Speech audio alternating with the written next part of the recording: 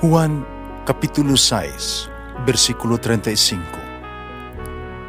Si Jesus miingon kanila, "Ako mao ang pan nga naghatag sa kinabuhi. Ang muari kanako dili nagayod gutomon, ug ang mutuo kanako dili nagayod uhawon." Ang mga puno Pan sa kinabuhi. maglikon unta sa mong pagtuo ug gagaka kami sa pagtuman sa imong mahal nga kasuguan.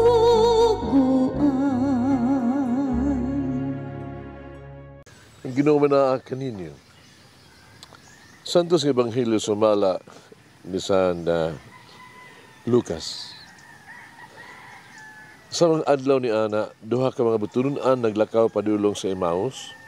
Usa ka balangay nga may 7 ka milya nga gilayon gikan sa Jerusalem. Hisgo-hisgot sila bahin sa mga panghitabo. Sila ko kagbildo, winiluay ko na huna. Ginuo sila ni Jesus nga may kuyog kanila. Pamurag may nakabalda silang mata, mao nga sila wala makaila kaniya. Unsay di ay ang inyong gihisgutan sa dalan, nangutana sa Jesus kanila. Yunong sila nga masubo. Unya mitubag ang ginganlag Cleophas. Dumuduong ka ba sa Jerusalem na ikaw lamang ang wa masayod sa nahitabo niining ulahing mga adlaw? Nangutana siya.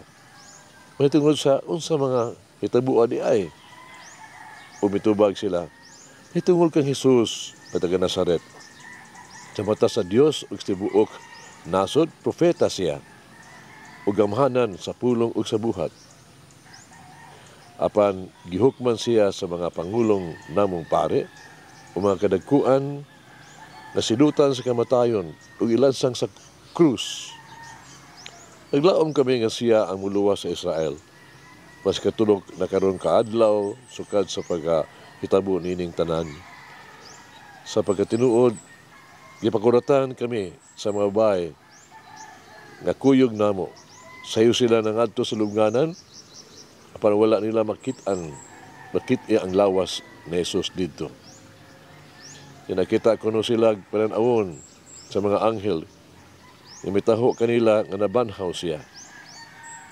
Ito usap dito sa lubnganan ang mga pipila sa among mga kauban, ug ila nakaplagan ang gisugilon sa mga babae kanamo para wala nila siya nakit-e dito. Mingon si Jesus, pagabugo gayud ninyo, pagadugan ninyong mutuo sa tanang mensahe sa mga propeta. Wala ba di ay may sulat nga si Kristo kinahanglan man nga mag-antos niyong tanan? Kung musulod dayon siya diha sa Himaya? O iyang gipasabot kanila ang tanang butang sa kasulatan, may tungod kaniya.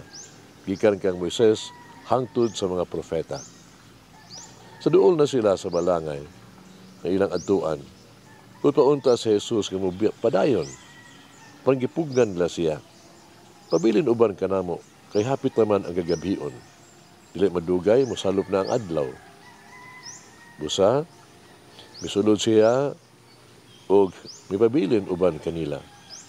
So dito na sila sa lamesa. Mikuha siya pan, gipanlanginan niya kini, inigipikas-pikas o gihatag niya ngadto kanila. Nabli ang ilang mga mata, nailhan nila siya. Masadaklit na wala siya. Naginanay sila sa matag usa. Di ba nga ito kasing-kasing nagilaab man sa mainitong paghandong? So diha nagkigsulti siya kanato dito sa dalan? O sa diha nagpahayag siya sa kasulatan? Diha nanindog sila, mibalik dito sa Jerusalem. Ito nakita nila ang napulog usa ka tinunan. Usab ang ilang mga kauban na nagtigong dito. Yan namulong sila, nini mga pulunga. Oo, tinuod gayod nga ang Ginoo nabanhaw. Si Simon ang kita kaniya. Ug ang duha, misaysay bayon sa netabo sa dalan. Kung giunsa ni Jesus, pagpaila ang iyang kabulingon kanila. Sa iyang dipikas-pikas ang pan sa ilang kaniwala. Ang Ebanghelyo sa Ginoo. Pasalamati ang Ginoo kay siya maayo, ang iyang gugma mulungtad hangtod sa kahangturan. Pasalamati ang Diyos sa tanang mga Diyos, ang iyang gugma malungtaron. Pasalamati ang Ginoo sa mga Ginoo, ang iyang gugma malungtaron.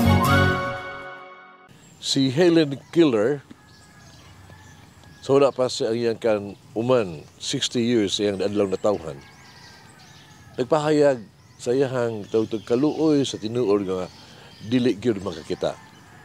Butan ni siya. Alang ni adto mga tawo nga adunay mga mata apan wala gyud makakita. Ayang taas nga tuig sa physical niyang pagkabuta, naghatag kaniya og espirituhanong pagpanabot ba? Nagapahimo kaniya iyang kinabuhi nga in spite of being blind, fulfilled and enjoy gyud siya sa iyang kinabuhi. Bisa pas pagkabuta niya. Siya maingon, kung ang mga buta mubutang ang ilang mga kamot, put their lives into the hands of God, sila gyud magakaplag silahang dalan kaysa ug sigurado jud kay adto mga tao nga dunay mata makita apan walay pagtuo sa Dios. Ang Ebanghelyo karon usa ka sanglitanan sa pagtuo din gikan sa pagkabuta ug mata sa mas lawom nga pagtuo. Nasugod kini sa duha ka disipulo ba nga nagpaambit sila ang kasinatian bahin kay Jesus ing gisaad nga Mesiyas. Pan sila ang limitado nga pagsabot. Nasabtan lamang sa Jesus nila isip usa ka political liberator ba ang luwas sa politikantong laran. Ang ilang pagpanabot nagpadayon sa bag-o panghitabo diya yun sa pagkawala ni Jesus kita sa lugnanan o pagkita niya o pagkita sa tubangan sa mga pilang itinunan. Ang ilang kalibog o kihingawa dundagan diya nga ito ang Ginoo sa paglabay ni uban kanila nagpasabot kanila pinaagi sa mga kasulatan kung giunsang paagiha sila kinahanglan makasabot sa tibuok nga paghitabo sa saad sa Dios sa kaluwasan. Kini ang bahin nga nagpahindom kanako sa unsang paagi si Kristo sa atong relihiyon ba karon paghatag og kahulugan sa tuang adlaw nga kasinatian. Pinagi lamang sa pagpagilabot ni Kristo sa ato ang pagtuo kaniya nga atong masabtan ang tibuok kinabuhi. Kada walay kahulugan kung adunay katuyuan o tumong sa tanan. Only Christ can give meaning to our daily lives. Apan kini moabot kanato sa usa ka tin-aw ug sihag nga hulagway diha sa kinahanglang iproseso jud kini samtang kita magpadayon sa panaw uban ni Jesus. Kinsa sama sa kasinatian siniduha ka mga tinun-an. Nagpadayon o nagpabilin nga dili makita apan hilabihan nga nagilaab ang ilang kasing-kasing ug mga nahuna sa iyang mga pulong ug pagdasig hangtod sa panahon nga kini nakaabot sa punto sa pag-ila sa pamilyar kaayo nga Eucharistia nga selebrasyon isip sentro sa tinuod nga pagtuo. Hinaot nga ang maong Ginoo magpadayon pag uban kanato sa tuang panaw bisan sa padaghan pagkaayong babag nga nagbuta kanato sa pag-ila kaniya sa tuang adlaw-adlaw na kinabuhi. Mag-ampo kita. Jesus ning ining mahimayaong adlaw Pasalamat ko sa imong kawapas pagkabanhaw. Misaad ka kanamo ug bag-ong kinabuhi. Ang imuhang pagkabanhawon, paghatag ka nato kanamo sa paglaom taliwala sa kasakit, pagkawalay paglaom. Salamat nga ako usa kabag-ong binuhat ni Kristo. Ikaw nga buhi nga paglaom. Ug pinaagi sa imong kinabuhi, naghatag og espiritu, gitubos ako na luwas og luwas diha kanimo. Amen. Mama Mary, help me always to seek the Lord. Mulangin ang Diyos magagahom sa tanan, Amahan, Anak ug Espiritu Santo. Amen. May the Lord of the divine mercy bless us all, heal us from all diseases and suffering. Ayun unta niya kita, tanang mga sakit na sa lawas